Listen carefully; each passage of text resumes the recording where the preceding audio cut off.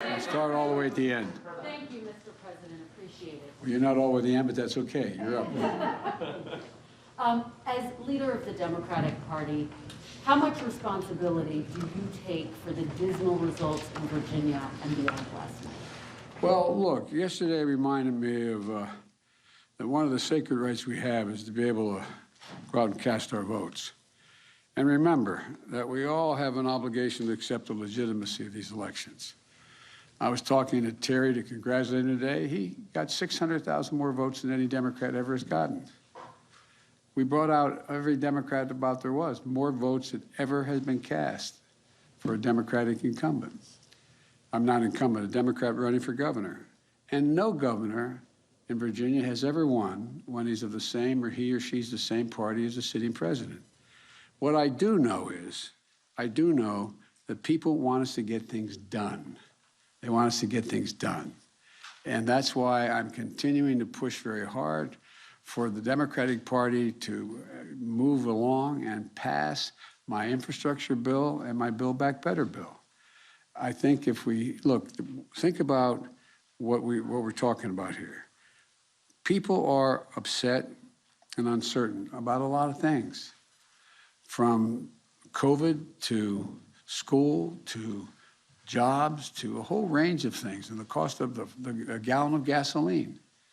And so if I'm able to sign into law, my Build Back Better initiative, I'm in a position where you're going to see a lot of those things ameliorated quickly and swiftly.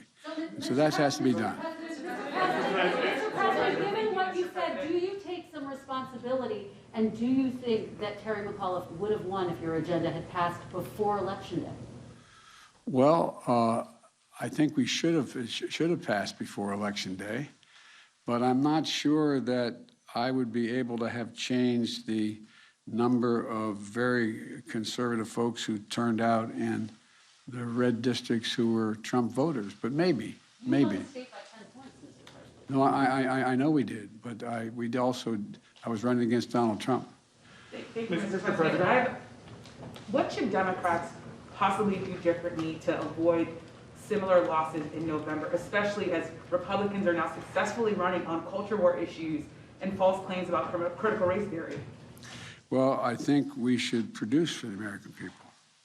Look, one of the things that is important to understand, if they pass my legislation, we're going to be able to reduce the price. People are going to see a reduction in the price of the drugs they have to get, because Medicare will be able to negotiate and lower the price of drugs. If they pass my legislation, you're going to see that nobody, and some of you who have children in daycare or children in child care, you're paying up to $14,000 a year if you live here. You will never have to pay that much money if you live in Washington or wherever you live, no more than 7% of your income. They're going to see that, they'll get tax breaks, genuine tax breaks. If that's Trump, to tell him I'm busy. Bad joke, but anyway. But the point is that we have to move and make it clear that what we've done is increasing their look. People need a little breathing room.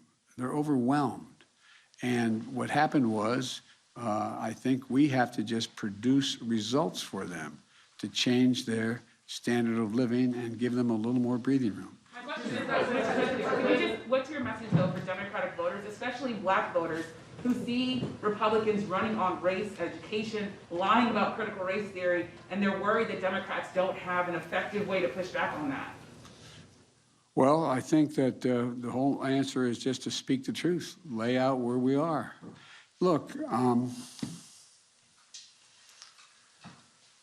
I'm convinced that if you look at everything from my view on the criminal justice system to my view on equal opportunity to my view on economic issues and all the things I have and what I've been pushing in legislation, each of the elements are overwhelmingly popular. We have to speak to them, though. We have to speak to them and explain them. Look,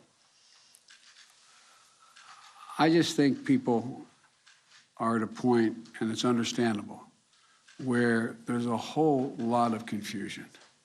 Everything from, are you going to ever get COVID under control, to, are my kids going to be in school? Are they going to be able to stay in school? To whether or not I'm going to get a tax break that allows me to be able to pay for the needs of my kids and my family. And they're all things that I'm running on, that we'll run on, and I think we'll do fine.